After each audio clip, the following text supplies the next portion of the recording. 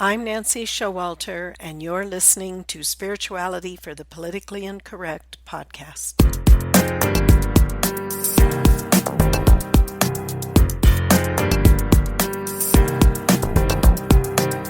Welcome, all radical paradigm shifters and creative change makers. You who dare to create a better life and a better world. Tap into the power that resides within you and use that power for constructive change.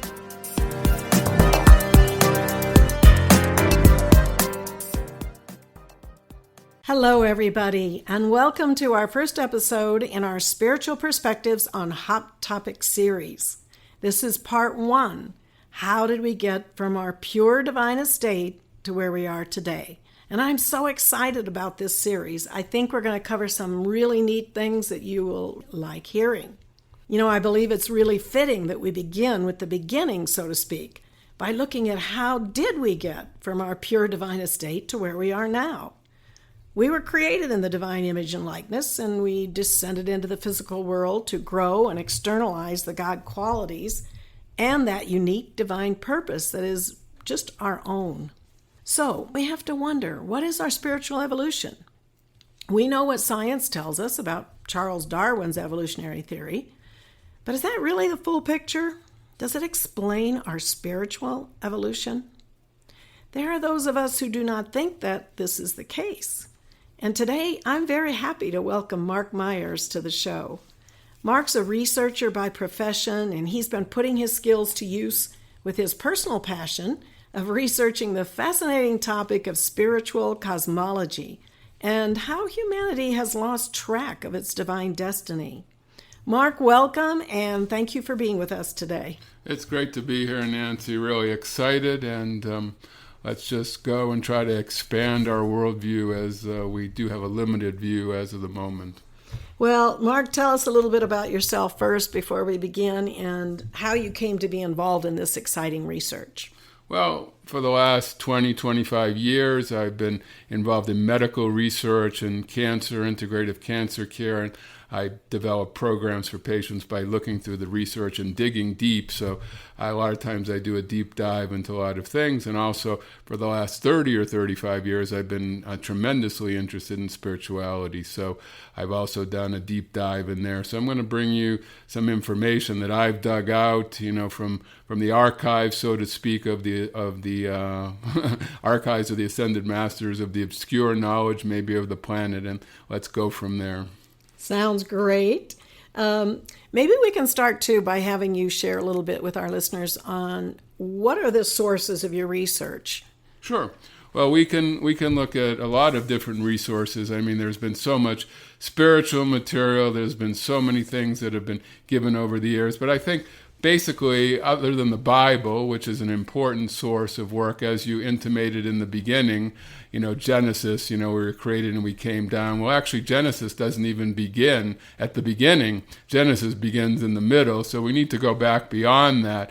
So let's look at the Bible. Let's look at the last 170 years of spiritual teachings that have really been brought forth from great beings, ascended masters, messengers, what you might call secretaries in this octave of higher octaves of light that can really bring forth true enlightenment to mankind, because truly today we need to look at where we came from, because if we don't know in the larger context of truly where we came from, how can we know where we're going and how we're going to develop?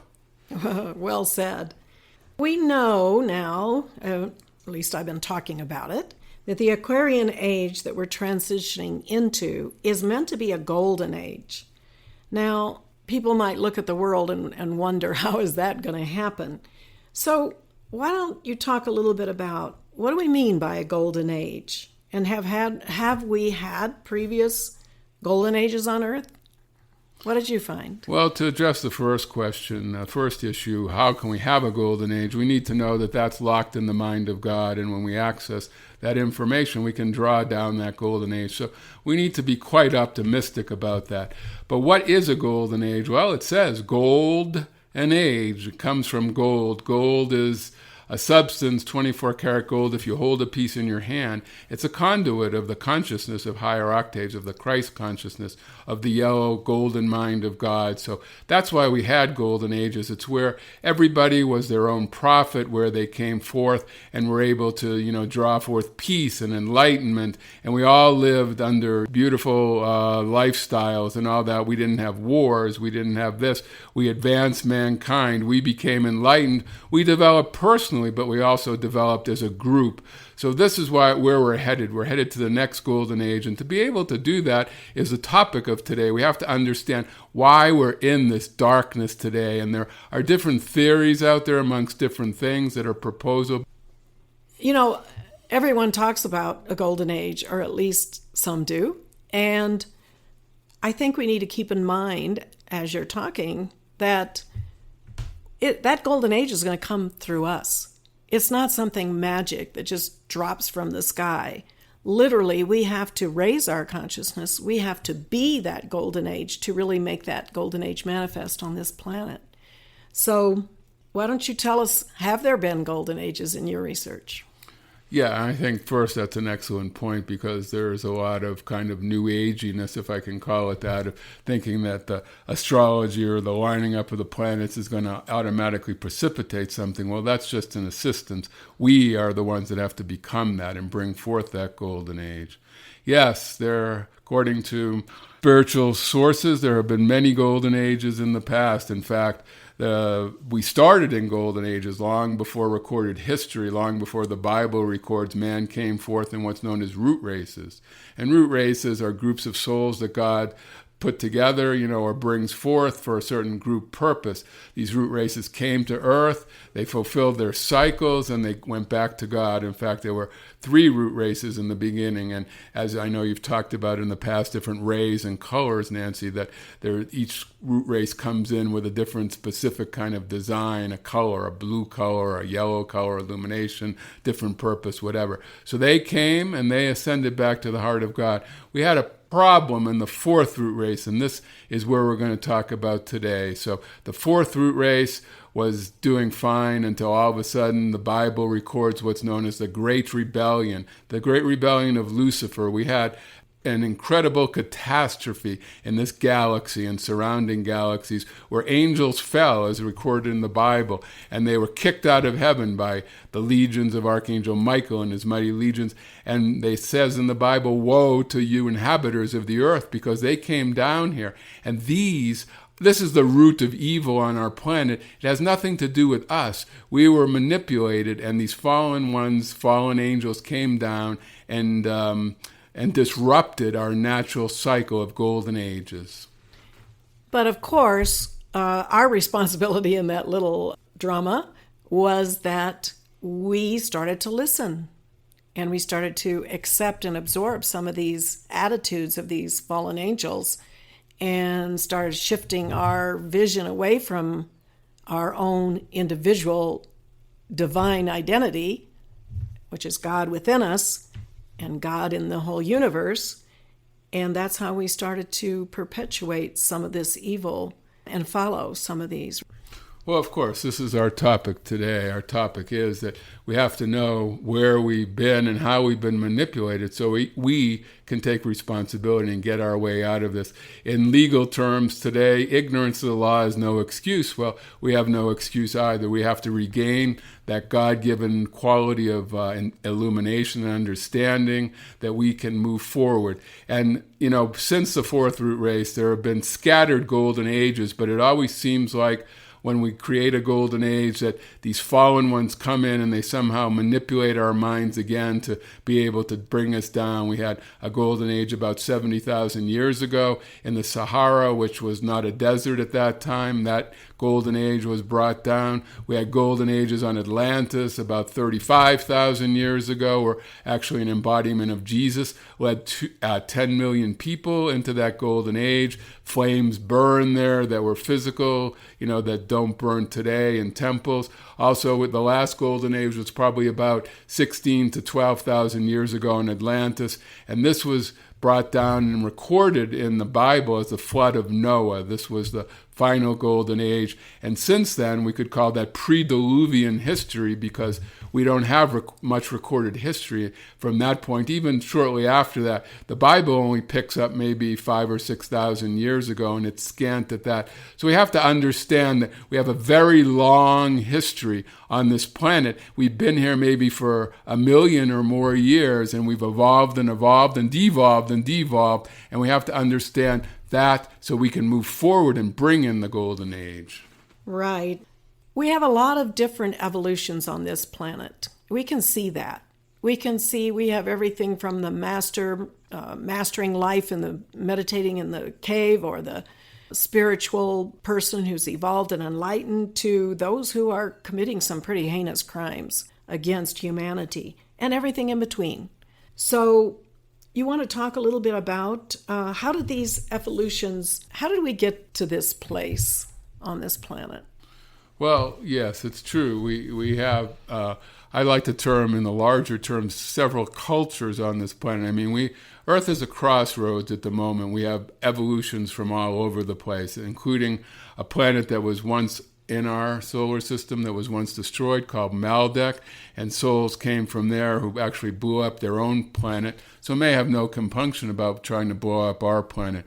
But I say we have two basic cultures, and Jesus tried to let us know this. Jesus was a master of great insight. I mean, he is a true spiritual understanding, and he gave us the tares and the wheat. This is a parable showing that there are two cultures here, the tares and the wheat.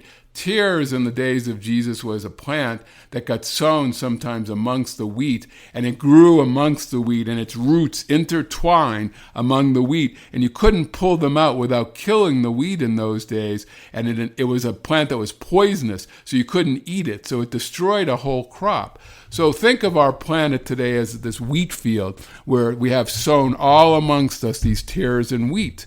And what's basically going on, Jesus said that it was the day of the harvest where the tares will be all bundled up and will be taken away and burned, and that will be the day that we can move forward in a greater light. Well, we have a role in that, of course. But look where we're at today. We're at the harvest. We're at the point where those who want to see clearly can see these cultures of these dark ones who are out there who are constantly against the light, and you can see them. They need to be taken down by our prayers, by our calls, by our actions. We need to see the true thing that is going on in our culture today.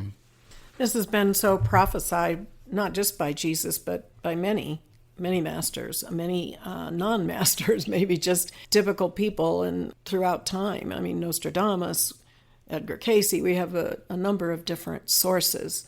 Tell us a little bit more about your sources from the Ascended Masters and that realm of where that a lot of your research is coming through. Well, I like to trace my research history, other than, more ancient resources, which you can look in Hinduism and Buddhism, in the Bible, and, ancient religions of the world. But I like the Ascended Master teachings of the last roughly 170 years that we can trace our lineage back to Theosophy, Helen Blavatsky, and, she was working with Masters Moya, Kuthumi, Saint Germain, and different masters, and then those lineages sprouted out into different things. There's Agni Yoga.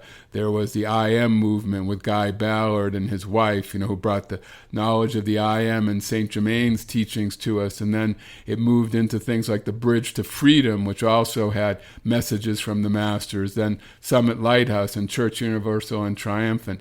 And if we go through this lineage, we can find great teachings, and the masters don't usually repeat themselves. So if you look at just one of these, you're limiting yourself. You can go back and look through these different things and find all these threads that we're talking about today. So this is what I've basically done, Nancy, is I've taken all these threads of information from this past 170 years, and I've tried to weave it into a reliable narrative of the light.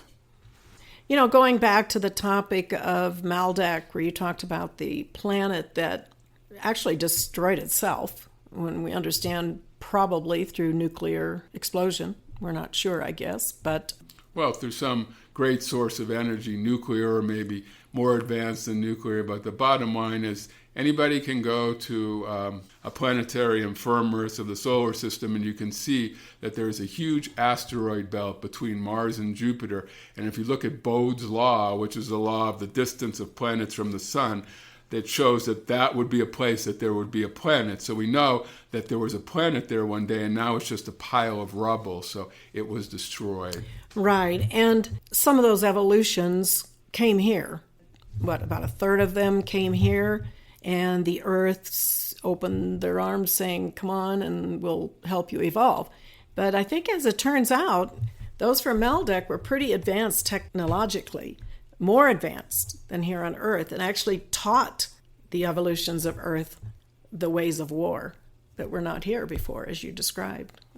Well, all that information is absolutely correct. I mean, now we're talking about, when we say they came here, we're talking about their souls came here. All of us understand we have a soul and a consciousness, and cosmic councils, which are higher councils, decided that about a third of the Maldeckians were actually redeemable. Their souls, had moved enough towards the light that they wouldn't be put what through the Bible is known as the second death, where the soul is actually reassimilated into God. It has no identity anymore.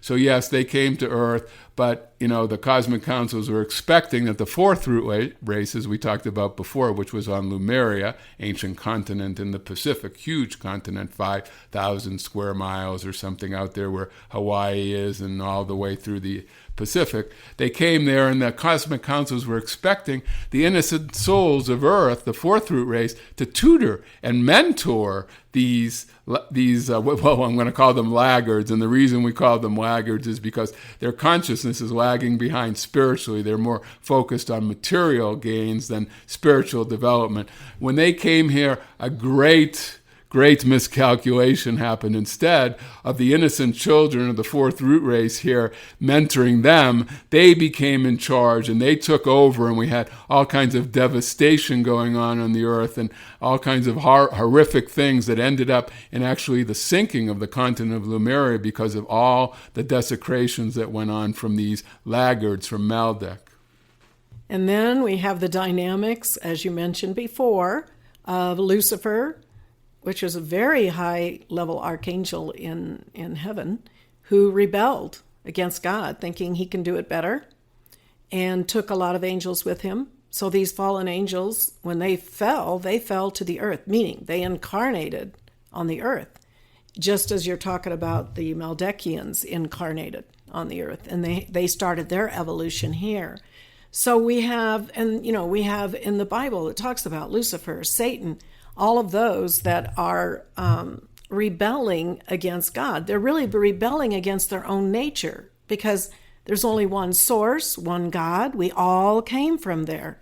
But when you cut off your own connection to your source, to your inner identity of God, then you have to go find that energy and light somewhere else to keep sustaining your life cycle. And everyone has a life cycle. Many people say, why doesn't God do this? Why doesn't God do that? Well, we were given dominion here, and God doesn't interfere with our free will. We were given dominion and free will. And every live stream, every one of us has a cycle. And we can create positive or negative. It's up to us. Absolutely. It's absolutely up to us, and this is the underlying thesis of what we're talking about today. We need to take dominion over the earth. But what you were talking about is a point that predates Meldeck. This is known as the Great Rebellion, and this is the point that's actually recorded before creation in the Bible. It predates Genesis, but it is recorded in the New Testament in the book of Revelations, which most people realize is very cryptic. But it talks about how these angels fell. It talks about the Great Rebellion, and basically these angels fell through ego. They thought that they, shouldn't have to worship the Most High. They could do it better. And they fell, and they created havoc throughout our entire galaxy. And it's been many millions of years. Eventually they came to Earth, and they probably came to Maldek. They're probably behind the blowing up of Maldek there too, although, who knows where that is, but that would be a good speculation. But they definitely came to Earth. And this is the battle we face today. So many practicing Satanists in our nation and our world, and they're becoming more and more to the front. You're seeing more and more articles written about them, and this is what we're up against. Satanism is a Luciferian great rebellion religion where they basically invert everything. Everything of God is inverted, so what is good is bad, what is light is dark, so on and so forth. And the whole purpose is not only to destroy us as children of light, but to suck from us that very light that they can't access because that light has been cut off from them because of their rebellion, as you had said earlier. Yes, exactly. So you really have to wonder, though, how can our history be so covered over, so hidden in our culture today? It's because that's the way they've wanted it. We had open wars. When you go back to the Bible and look at Babylon and Nimrod the Great and what was going on in those days, that's the culture that we're up against, that evil, but they've covered their tracks. In fact, the fallen ones today and the laggards today and these evil ones actually trace their lineage back to Cain. They know their history. They know where they came from, but they've obscured ours because how do you control someone? If you cover up their past, they have no idea who they are, their God dominion, their power, their authority. Then you're covering up what they can really do and what they can really be. So we have to discover that. So this is the battle that we're facing today, is to uncover, unearth that ancient rivalry, that battle that was going on, that these fallen ones have covered up, especially since the sinking of Atlantis, where we really outright fell them. We were outright battling them, and we knew a little more of what we were battling up against. But in terms of, uncovering and unearthing, which is a term I used, archaeologists have done this, actually. They've gone down deeper and deeper, and you keep finding that you're going back and back and back, to lesser and lesser civilizations until you finally reach the caveman, which was the lowest point on Earth. But what's been covered up is when you go deeper and deeper strata underneath the caveman, you start to uncover more and more advanced civilizations until you actually get to more advanced civilizations than we have today. So this is something that's been covered up. So if we go to unearth all these things, we can see everywhere that we've been lied to in so many. It's like standing in the middle of a great lie that's coming from you 360 degrees all around you. You have to pierce and push your head through that lie and see what is really the truth, that where we came from and why we're being lied to, we're being manipulated. And when we understand that we have the authority, that God has given us the scepter of power, that we have dominion over the earth, and we need to reclaim that, and we need to call to the higher octaves, to the ascended masters, to the angels of light, to Almighty God, to the Lord Jesus Christ, to descend and assist us. We can do that, and we can overcome these fallen ones, and we can bring in the golden age. We have to see this optimism and this understanding. There's this big argument between creation theory and evolution. Yes, we were created from our source, and we were made in that image and likeness of God, male and female, as the Bible states. But we obviously evolve. All of life evolves. Even after we ascend permanently back to our God source, God is forever transcending himself. My understanding is that the era of the caveman is actually the lowest point to which we descended after we fell. And now we are making our way back up to our true God estate. And that is where the evolution comes in. And so, to me, both creation theory and evolution are real and manifesting in our universe at this time. Well, again, Nancy, we've been lied to. We basically, certain facts have been fit to, make this theory of evolution so that we can think that our ancestors were some green slime. We weren't created by God, and we have no divine heritage and no, sense of divinity within us, that we're just basically some chemicals that in a soup that came up, and this is all to subvert us. The caveman was a result of the fall of Lemuria in the ancient days, when Lemuria went down, 12,000 years ago or a little more. When that continent went down, that we reached our lowest point in evolution. In fact, on the last days of Lemuria, there were, human sacrifice and cannibalism going on. In fact, there are still remnants of that in the Pacific. There's cannibals there on South Sea Islands, and this is a remnant of the culture of ancient Atlantis. So we had our divinity. We went down to a lowest point, and that's where the caveman came from. So don't buy into this. Evolution is a creation of God. We evolve. It's a important part of our being. For instance, if you move to a higher altitude, say you live at sea level for most of your life, and all of a sudden you move into the mountains, 8, 10, 12,000 feet, your blood actually evolves. It creates certain molecules in there that capture oxygen more tightly. So it's a process of evolution. You didn't have that before. You went up and you evolved. Well, God created these processes. So evolution is just part of the creative process, but we don't look at it as being that's where we came from. That is not our origins. Exactly. And so we shouldn't be divided over this theory of evolution or the theory of creation, because in reality, there's truth to both of them. I mean, we know that the very words of God, I am, is when individualized identity within the one source of God comes into existence. That's us, the I am presence. And once we can say I am, we have consciousness. There's no other evolution on the planet. Many life forms might have great intelligence, but none other than the human can say I am. And with that understanding and consciousness of self and free will, we can choose to be something different. And there's no other evolution on the planet. Animals, they're subject to their nature, whether they're extremely intelligent or whatever, but they are subject to their nature. Man can say, I am, and man can create by drawing forth. I've talked about this in other sessions, if you want to go back and listen if you haven't heard them.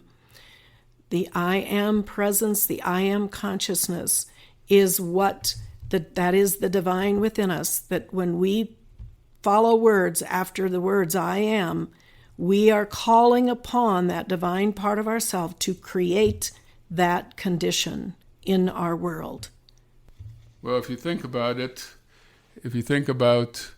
the Bible and Moses, when he went up on the hill and he saw the fire of God burning in the bush that didn't burn, he asked God his name, and what did God say? He said, I am that I am. He said, I am is my name. So if we think about this, it's a verb. It's a verb it's not a noun. I am is an active concept. So I just wanted to get that out. But the main point is that we were given dominion. We have authority in the earth.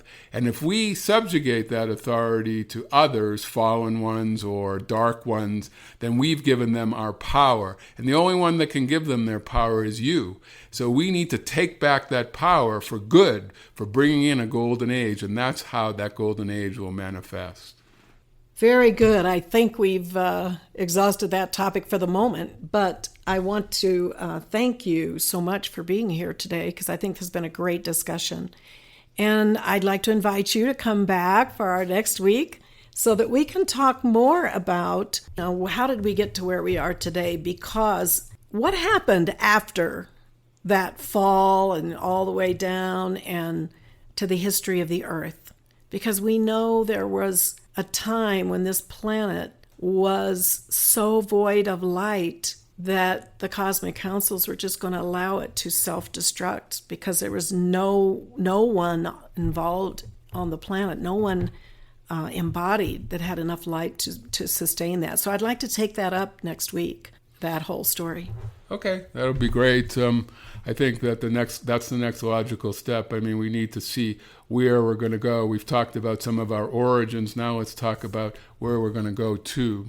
Right. And again, this is foundational to understand some of the social issues that we're facing today.